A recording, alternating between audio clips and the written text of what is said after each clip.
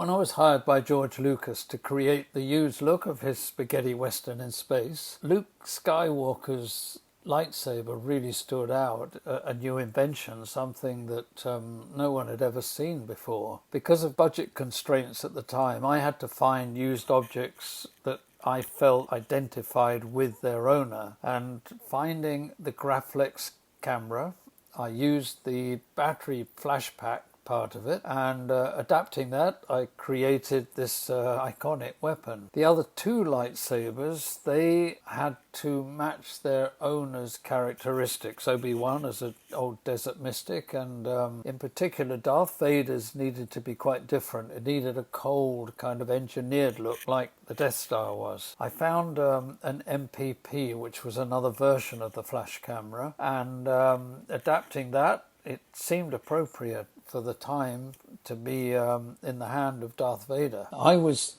extremely busy directing the second unit with George on Return of the Jedi, but had I been the set decorator, I would have taken advantage of having a real budget then to have made a new lightsaber for Darth Vader that I think would be more appropriate for the look of that iconic villain. When you think throughout the Star Wars kind of series, lightsabers have changed. Luke's changed, Obi-Wan's changed, so I don't think it would have hurt that maybe I could have made the one that I'm going to show you now, the father. If that could have been done at the time, he would have had something quite iconic, I think. I'm very humbled and proud to present the father, and it's part of a collection of those exquisitely made lightsabers by Theory Sabers and TXQ. Beautiful object. It has a newly designed interior lighting to make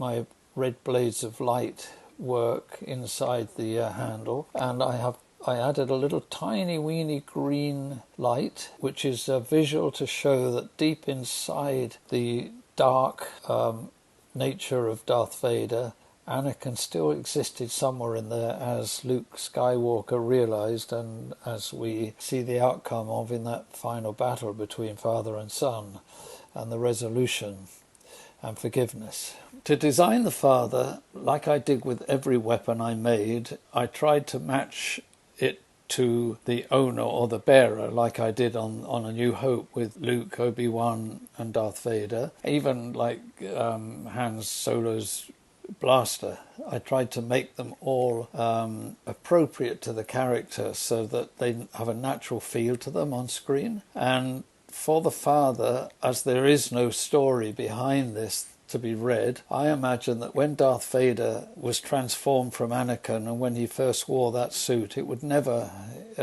be that he would have gone out and tried to search for a crystal and forge his own lightsaber. I kind of imagine that Palpatine would have a collection of sabers, and he chose one particular from a Dark Lord, which is now the father, I call it, and he would have had Darth Vader bleed the red from the crystal inside into the handle. And that is why I've put the red veins of light throughout the handle, so that when Darth Vader held it in his hand, then the dark power, which is the reverse force, the dark force, would have always been a reminder flowing through him into his hand. I also placed a little tiny weeny green light in there so that I visually show that somewhere in the character of Darth Vader, Anakin still is there.